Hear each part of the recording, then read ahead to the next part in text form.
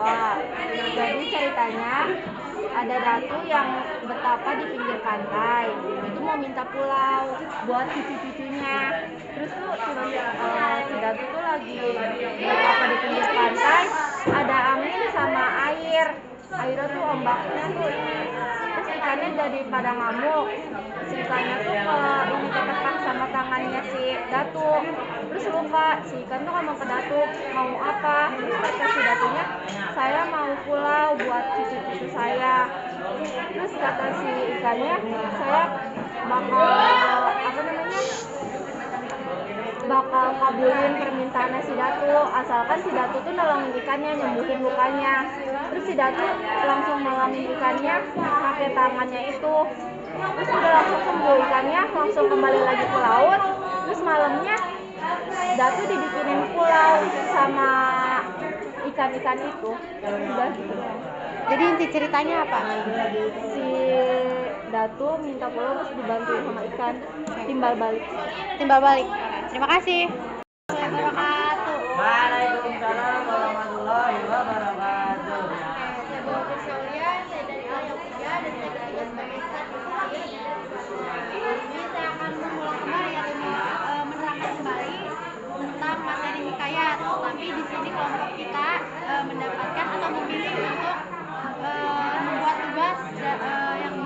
membuat tugas cerita pendek.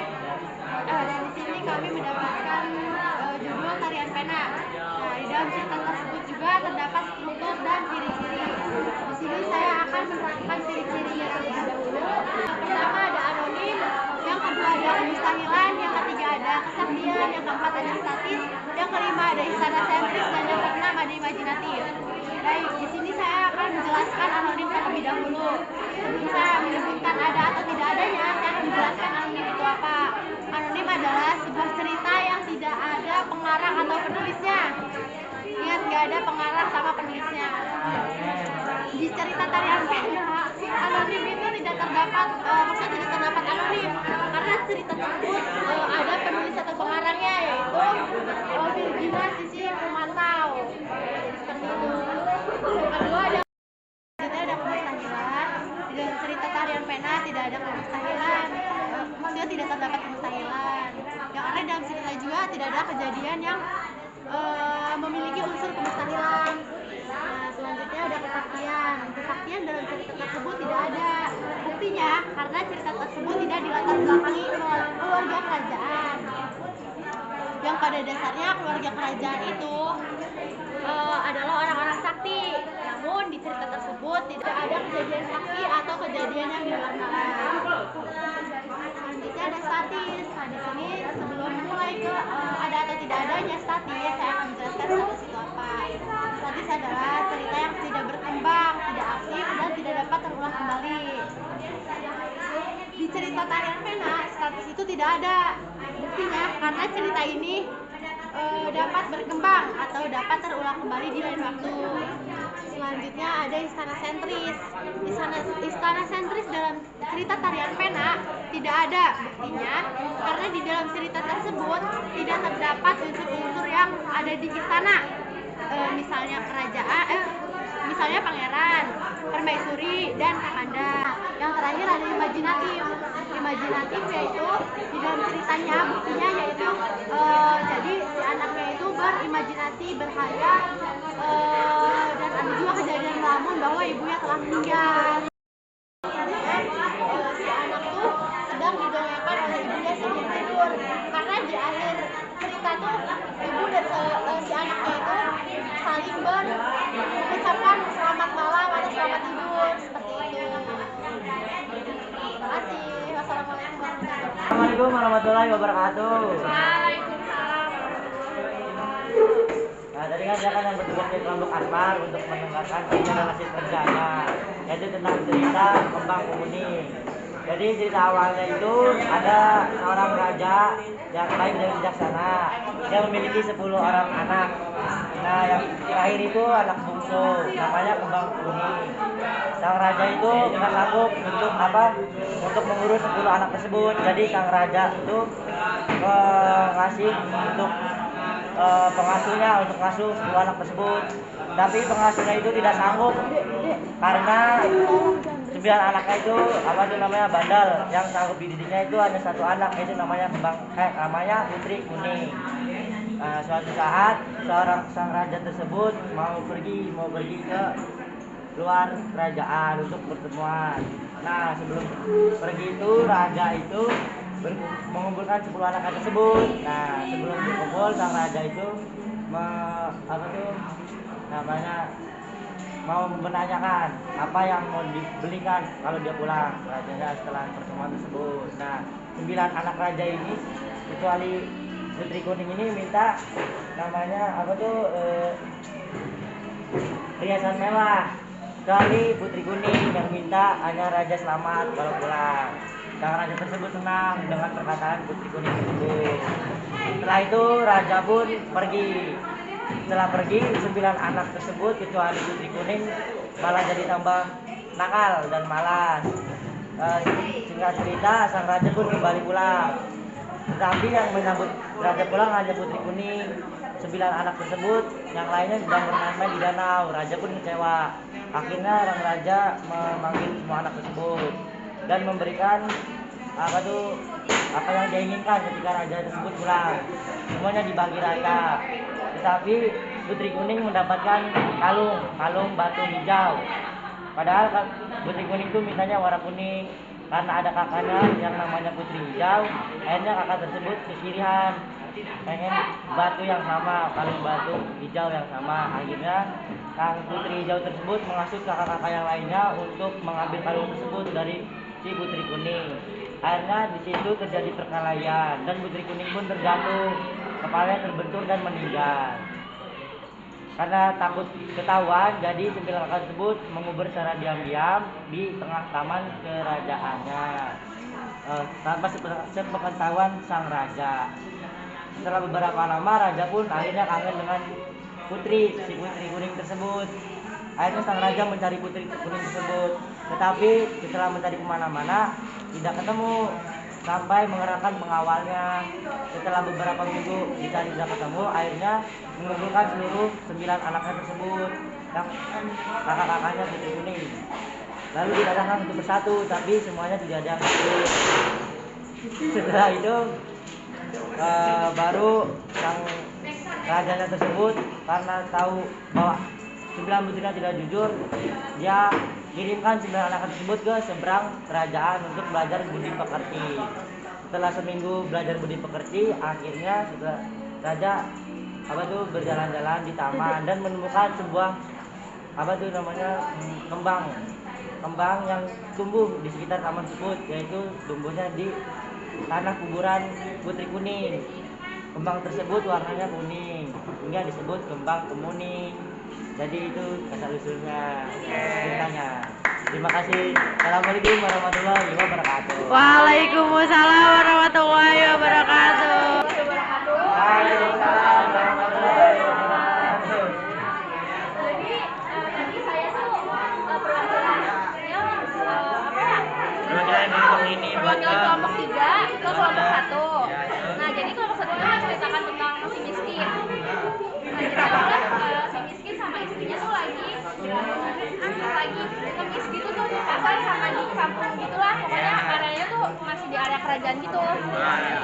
Terus pas kayak gitu diusir sama warga tuh, dilemparin batu terus lari kan ke hutan. Nah, pas habis kayak gitu beberapa bulan kemudian istrinya hamil. Nah, pas hamil tuh istrinya ngidam buah mempelam. Terus si suaminya tuh si miskinnya beli ke pasar buah mempelam, tapi si istrinya nggak mau karena maunya yang di area kerajaan, taman kerajaan. Nah, pas kayak gitu tuh si miskinnya minta ke raja buah mempelam 1, tapi dikasihnya 1 sampai. Nah, pas abis kayak gitu gak lama si istrinya ngidam lagi mau buah nangka. Pas itu si miskinnya langsung minta lagi kan ke raja, karena kalau beli di pasar istrinya nggak akan mau. Nah, terus minta lagi ke raja, udah dikasih buah nangka. Nah, beberapa bulan kemudian istrinya lahiran. Nah, terus pas gitu si suaminya tuh menggali gitulah, menggali lubang buat apa? Ya nggak dijelasin sih ceritanya tuh ya. Terus nemu danau yang isinya emas semua. Pas itu kayak berdoa sama Allah kayak biar makmur gitu loh si kampungnya, si kerajaannya. Terus dikabulin tiba-tiba terus miskinnya sama si miskinnya jadi raja semua. Biasa gitu. Jadi rajanya baik. Ya, Kenapa nggak jahat baik? nggak tahu. Dari sananya kayak gitu. Udah. Jadi inti ceritanya apa? Inti ceritanya apa ya? Kayak jadi kayak si miskinnya tuh ada timbal balik gitu ke rajanya tuh, karena rajanya baik jadi ngedoain kerajaan kayak gitu. Oke, udah. Terima kasih. Ya, terima kasih. Di sini saya akan menceritakan tentang cerita Indra Bangsawan. Asal mulanya yaitu ada seorang raja yang memiliki dua anak kembar laki-laki, yaitu yang bernama Syafri dan Indra Bangsawan. Anak dua kembar itu anaknya sangat aktif. Nah, saat berinjak umur 7 tahun, mereka disuruh untuk mengikuti ilmu-ilmu kayak semacam Pancasila, ilmu ajaran agama Islam, gitu. Nah, terus di situ ayahnya kebingungan siapa yang akan memimpin kerajaan mereka. Saat malam ayah itu bermimpi ada seorang kakek yang memberi nasihat kalau barang siapa yang menemukan bunga bulu sakti maka itu yang akan menjadi raja. Nah, setelah itu pagi-paginya sang ayah pun memberitahu kepada anak-anaknya barang siapa yang menemukan bunga bulu syafri di hutan maka mereka akan menjadi raja. Nah, setelah itu mereka berdua pun masuk ke hutan untuk mencari bunga bulu syafri. Di tengah perjalanan tiba-tiba ada badai hujan dan petir dan pada saat itu pun mereka terpisah. Nah, di sisi lain si adik ini, si Indra itu sedang berjalan, tiba-tiba menemukan sebuah teriakan perempuan. Nah, si Indra itu pun merasa ingin tahu apa sih suara itu tuh berasal dari mana. Setelah si Indra ditelusuri, tiba-tiba ada barang gentong. Nah, di dalam gentong itu ada seorang perempuan. Nah, pas si Indranya mau memukul gentong itu, tiba-tiba si wanitanya berteriak untuk tidak memukul gentong itu. Setelah itu si Indra pun mencoba untuk memecahkan gentong itu dengan pelan-pelan. Terus si wanita itu pun sudah keluar dari gentongnya. Si wanita itu pun langsung bercerita kalau dia dimasukin ke gentong itu oleh ayahnya karena ayahnya telah kalah dalam pertempuran. Setelah itu si Indra pun dan si cewek itu melanjutkan perjalanannya.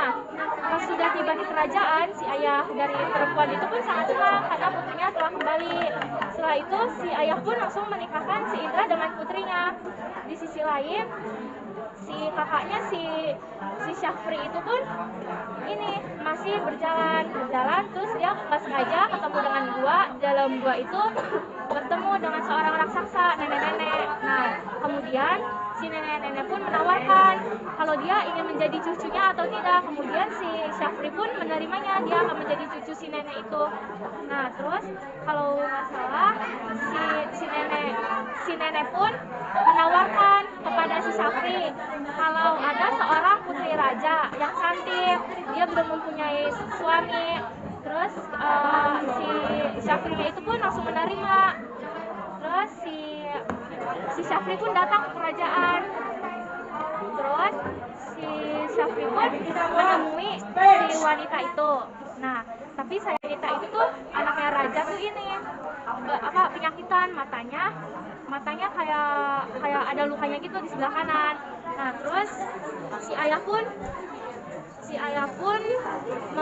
memberikan aturan kalau dia mau menikahi putrinya dia harus mencari susu harimau. Nah, kemudian si Syafri pun mau menerima tawaran itu. Nah, tapi di sisi lain banyak juga anak dari seorang raja yang lainnya ingin melamar putri tersebut. Nah, si Syafri pun mencari susu putih itu. Nah, tapi si Syafri itu tidak tahu kalau susunya tuh sudah ada di tangan si nenek raksasa itu, yang si neneknya. Terus si Syafri kembali dulu ke gua untuk menemui neneknya. Kata neneknya, ini susunya udah ada, kamu tinggal bawa saja ke kerajaan. Tapi si Syafri pun tidak langsung membawanya ke kerajaan, dia kembali dulu ke hutan untuk menemui anak-anak raja yang lainnya. kemudian anak raja yang lainnya pun pada bilang ke si Syafri, mana susu putihnya?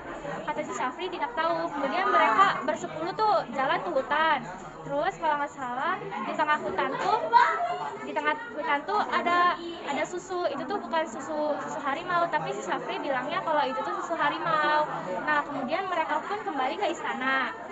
Terus kata ayahnya, mana susunya? Terus Syafri langsung memberikan kepada raja. Syafri pun langsung diterima oleh sang raja.